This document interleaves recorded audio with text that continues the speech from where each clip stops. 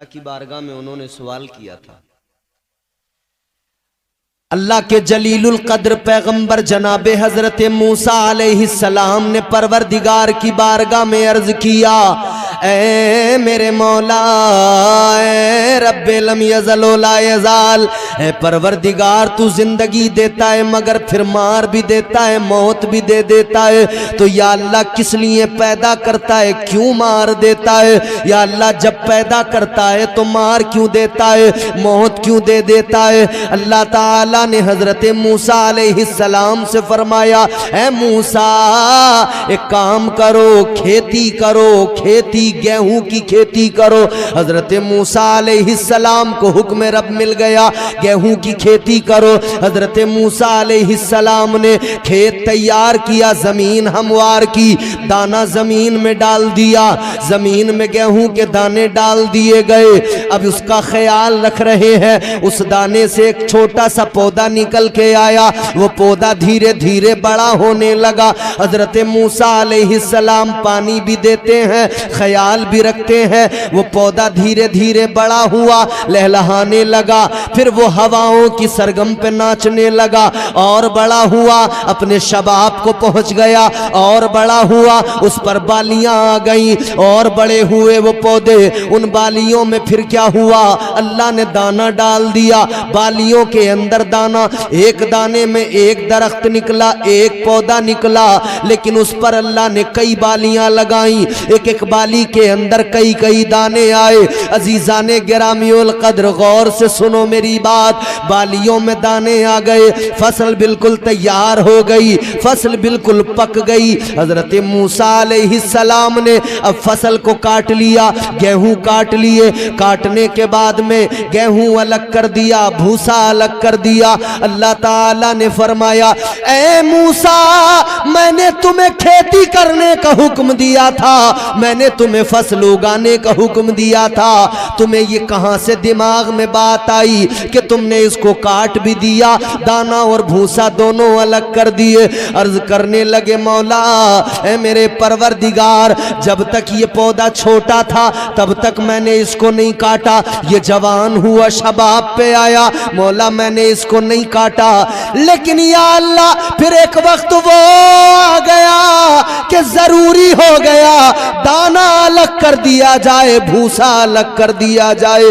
ए अल्लाह अगर मैं दाना और भूसा अलग न करता तो फिर नतीजा ये निकलता, अगर मैं फसल न काटता सारी फसल सूख जाती, दाना भी सूख कर खत्म हो जाता, आगे ये अगर बारिश हो जाती तो दाना गलकर सड़ जाता, खराब हो जाता, न भूसा रहता न दाना रहता, सारी फसल खराब हो जाती। अल्लाह ने फरमाया, मूसा ये बताओ, ये सोच, ये इल्म कहां से आया, ये ख्याल कैसे आया, ये फिक्र कहां से मिली? अर्ज करने लगे, मौला तू मेरा मालिक है, तू परवरदिगार है, या अल्लाह ये अक्ल तूने अता फरमाई, सोचने समझने का मादा तूने अता फरमाया। ऐ परवरदिगार ये समझ तूने अता की, ये फहम फरासत तूने अता की। अल्लाह ने फरमाया, ऐ मूसा मेरी अता करदा फहम फरासत की बुनियाद पर तुम इतना जान गए कि जब वक्त आए तो दाना और भूसा अलग कर देना चाहिए, तो मैं तो तुम्हारा रब हूं, मैं तो कायनात का खालिक हूं, मैं तो सबसे बड़ी ताकत हूं, मैं तो सुपर पावर हूं। ऐ मूसा तो फिर मैं भी तो जानता हूं कि कब जिस्म के भूसे को, रूह के दाने को अलग करना है, वक्त आता है मूसा, मैं जिनको दुनिया में भेजता हूं वो अपने शबाब को पहुंचते हैं, लेकिन मूसा फिर वक्त आता है मैं जिस्म को रूह से अलग कर देता हूं। जिस्म मिट्टी का है, मिट्टी के अंदर दबा दिया जाता है, वो भूसा ही बन जाता है, मिट्टी में मिलकर मिट्टी बन जाता है। अल्लाह फरमाता है, ये तुम्हारे परवरदिगार की हिकमत है, ये तुम्हारे रब की कुदरत है। वक्त आने पर जिस तरह तुम बालियों से दाना भूसा अलग करते हो, उसी तरह तुम्हारा रब जिस्म से रूह को और जिस्म को अलग कर दिया करता है। एक वक्त है मगर जब तक ये जिस्म और जान एक साथ है, ये अलग नहीं हुए हैं, तब तक हमारी जिम्मेदारी है कि हमारा मजहब, हमारा दीन हमें जो सिखा रहा है वो सीखें। जिस पर अमल करने का हुक्म दिया जा रहा है उस पर अमल करें। मुख्तसर है जिंदगी, करीने से गुजारो। जिंदगी इतने करीने से गुजारी जाए, जिंदगी इतने सलीके से गुजारी जाए। भाई मुख्तसर सी जिंदगी है, बहुत होशियार रहना है। जिंदगी इतने सलीके से गुजारी जाए, जैसे चादर कोई कांटों से उतारी जाए।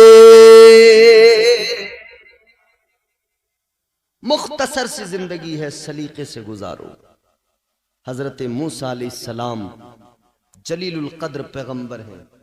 जिंदगी में मगन रहने वाले लोगों को सबक हासिल करना चाहिए। एक दिन मरना है, और ये मरना इतना आसान नहीं होता। ऐसा नहीं है कि साहब 1 मिनट में बस काम खत्म हो जाएगा, मर जाएंगे।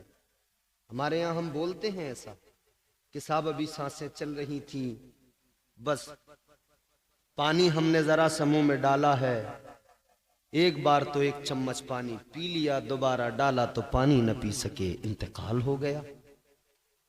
होता है ना?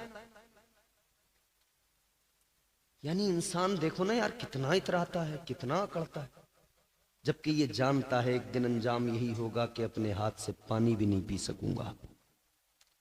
एक दिन अंजाम ये होगा कि आज जिस जवानी पे मैं नाश करता हूं, इतराता हूं, एक दिन वो होगा अपने पैरों पे सलीके से चल भी नहीं पाऊंगा। फिर मुझे सहारा दे दे कर लोग चलाएंगे, फिर मुझे सहारों की जरूरत पड़ेगी।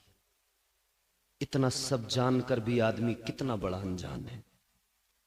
अक्ल है, सोच समझ फिक्र अल्लाह ने समझ दी है, अक्ल दी है, समझने का मादा अता किया है। मगर वो किसी बुजुर्ग ने, किसी अल्लाह वाले ने कहा ना, इंसान अगर अल्लाह की दी हुई अक्ल का सही इस्तेमाल कर ले तो इससे बड़ा दानिश्वर कोई नहीं, और अगर ये बददिमाग बन बैठे तो फिर इससे बड़ा बेवकूफ भी कोई नहीं।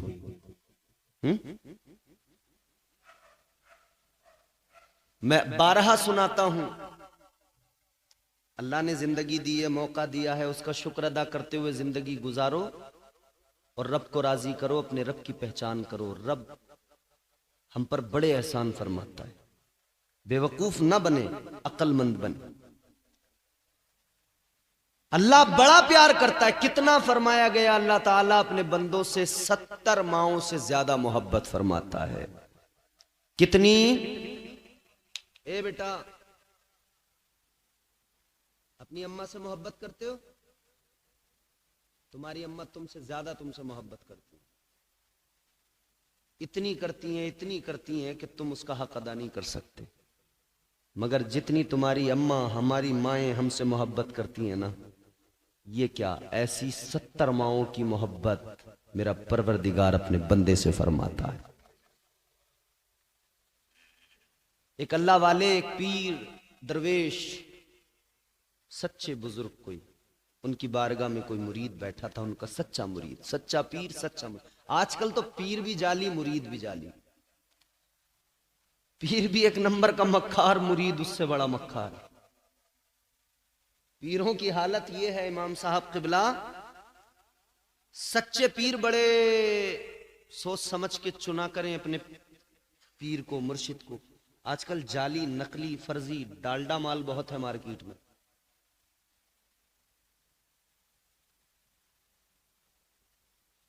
ऐसे ऐसे पीर मिलेंगे कि दिन भर अपना तमाम अच्छा हट्टा कट्टा मोटा ताजा होगा, चलता फिरता रहेगा, खाता पीता रहेगा, और नमाज की बात आएगी तो नमाज एक वक्त की नहीं पड़ेगा। ऐसे पीर जो होते हैं ना, उनकी पीरी पे पैर रखने की जरूरत है। एक पीर मुझे मिला था, बड़ा मोटा ताजा था, जिसने बुलाया था वो हम इमामत करते थे, तो उसने कहा इमाम साहब आपकी दावत है। हजरत हम चले गए। मैंने कहा भाई कोई पीर साहब आए हैं। हमने जाके पीर साहब से दुआ सलाम की। पीर मोटा ताजा बेहतरीन हट्टा कट्टा फरबा। मुरीद ने बकरा बनाया और पीर बकरे को ऐसा खा रहा था जैसा बकरा घास को खाता है, समझ रहे हो? पीर ने मियां बकरा उधेड़ दिया, खा पी के बढ़िया बिल्कुल बेहतरीन खा पी के जरा सा टहला। और जब जुहर की अजान हुई ना, जैसे ही अजान अल्लाह अकबर अल्लाह अकबर, उधर मस्जिद में अजान हुई, इधर पीर साहब ने अपना मौसम बनाया। अजान मुकम्मल हुई, पीर चारपाई पे लंबा लंबा। पीर साहब अजान होते ही लेट गए। हो सकता है 5-10 मिनट के लिए लेटे हों, फिर उठ के नमाज पढ़ो। मैंने जो देखा तो पीर लेट के नियत कर रहा है अल्लाह अकबर, चरपाई पे लेट के। हजरत मैं बोला उसके मुरीद से, मैंने कहा ये क्या चक्कर है? तेरा पीर अच्छा भला मोटा ताजा तंदुरुस्त अभी चल फिर रहा था, दौड़ रहा था, खाना खा के टहल रहा था, अजान होती लंबा लंबा चारपाई पे अल्लाह अकबर। बोले वो पीर साहब से खड़ा नहीं हुआ जाता। अच्छा, मैंने कहा इस कमबख्त से खड़ा नहीं हुआ जाता तो बैठा भी नहीं जाता क्या इससे? अभी तो बैठ के इसने बकरा खाया है। अगर खड़े होने की ताकत जिस्म में बिल्कुल नहीं है, खड़ा नहीं हो सकता, तो लेटने का हुक्म थोड़ी ये बैठ के पढ़। मैंने कहा अभी तो ये टहल रहा था खा के, इसकी टांगें बराबर काम कर रही थी। और मैं कह रहा हूं अगर इसके घोड़े बिल्कुल फेल हो गए, टांगें अगर बिल्कुल खराब हो ही गई, बैठ के तो पढ़ सकता था, बैठ के भी नहीं पढ़ी। लंबा हो गया चारपाई पे, पता लग गया फर्जी है। ऐसे फर्जी बहुत मिलेंगे, खुद को बचाना। जो रोटी यहां खाएंगे, मुर्गे की टांगे यहां खाएंगे और कहेंगे नमाज तो हम काबे में जाके पढ़ते हैं, नमाज तो हम मक्का शरीफ मस्जिद हराम में पढ़ते हैं। बस जैसे ही इतना कहे ना काबे में पढ़ते हैं, बस कह देना कि भाई जब तू नमाज काबे में पढ़ सकता है, नमाज तू अरब में जाके मक्का शरीफ में पढ़ सकता है, तो भाई तुझे यहां से अच्छे खाने के होटल वहीं मिलेंगे, यहां से अच्छे इंतजाम वहीं मिलेंगे।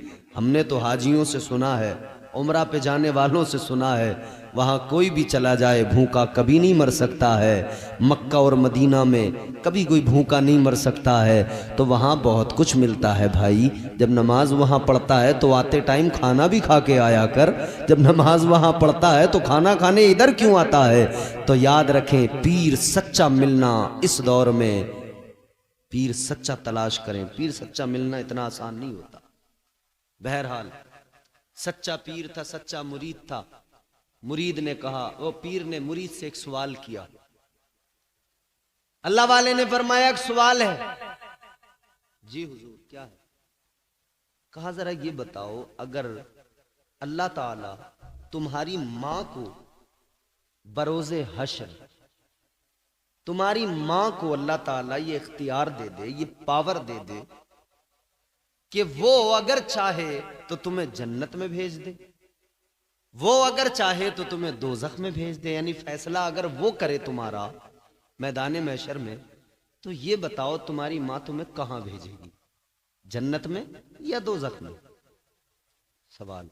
अब ये सवाल अगर मैं आपसे करूं कि अगर कयामत मैदान महशर में अल्लाह ताला माओं को इख्तियार दे कि वो चाहे तो दोज़ख में भेज दे, वो चाहे तो जन्नत में, तो दिल पे हाथ रख के बताना मां कहां भेजेगी?